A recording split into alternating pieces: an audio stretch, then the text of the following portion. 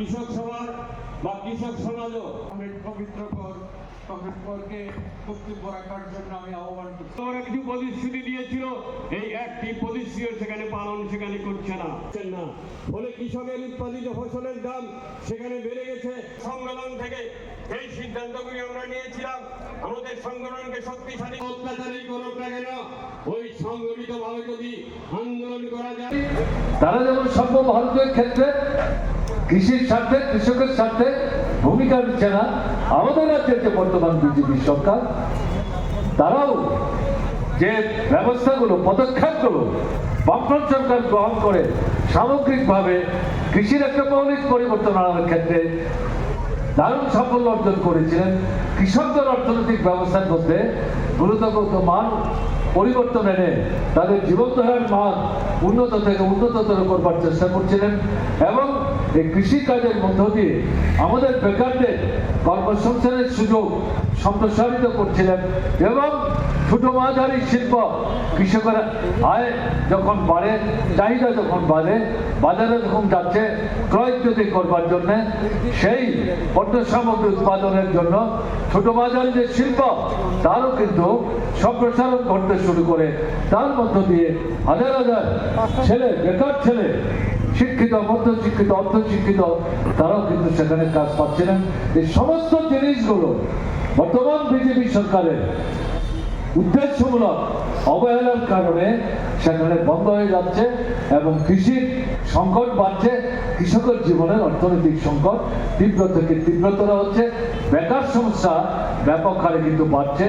এই যে পরিস্থিতি, এই পরিস্থিতির বিরুদ্ধে আমাদের কিন্তু সামনের দিনের বৃহত্তর আন্দোলন সংগঠিত করতে হবে।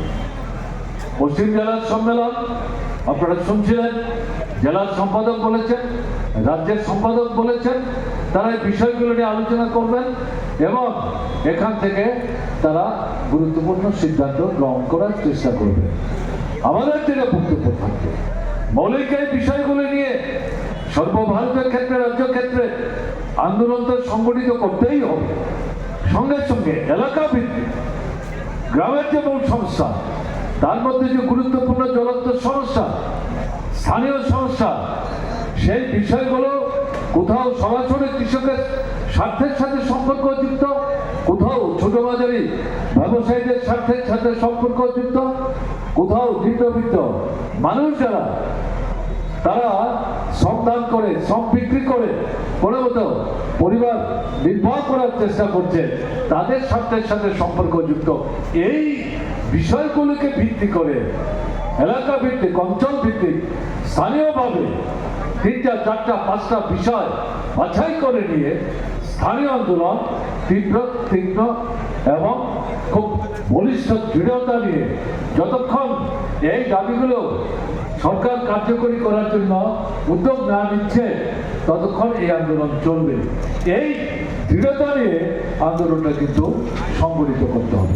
মৌলিক যে বিষয় জমি চাই, মৌলিক যে বিষয় সার চাই, সেচ চাই, মৌলিক যে বিষয় ফসলের ন্যায্য দাম চাই, এই আন্দোলন চলবে ধারাবাহিকতা বজায় রেখে। স্থানীয় যে বিষয় এটা নিয়ে অল্প দাবির ভিত্তিতে যে আন্দোলন এক এক জায়গায় এক এক রকম, সেই আন্দোলনটাকে কিন্তু দৃঢ় এবং বলিষ্ঠ করতে হবে এবং এই আন্দোলন আপনি একা করবেন এটা যদি ভাবেন তাহলে ভুল করবেন।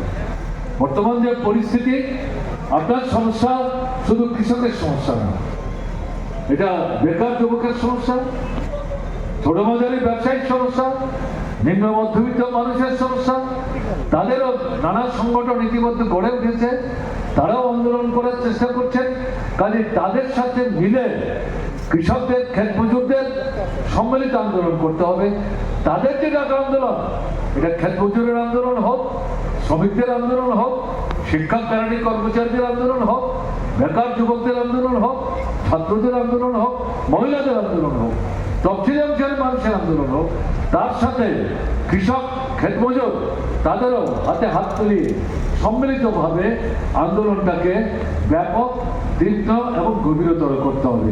এই প্রক্রিয়ায় ঐক্যকে যদি ব্যাপকতর করা না যায়, তার প্রতিফলন লড়াইয়ের ময়দানে যদি সংগঠিত করা না যায়, সংগত করা না যায়, তাহলে সমস্যা যতই সেখানে গভীরতর হোক এবং আপনার দাবি যত ন্যায্য হোক, সমস্যার সমাধান হবে না, ন্যায্য দাবি আপনি আদায় করতে পারবেন না।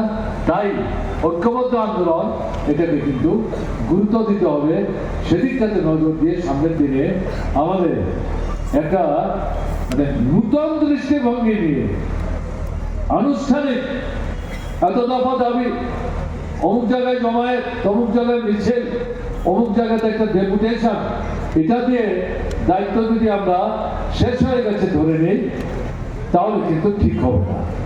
তাই দৃঢ়তা চাই, বলিষ্ঠতা চাই এবং দায়িত্ব আদায়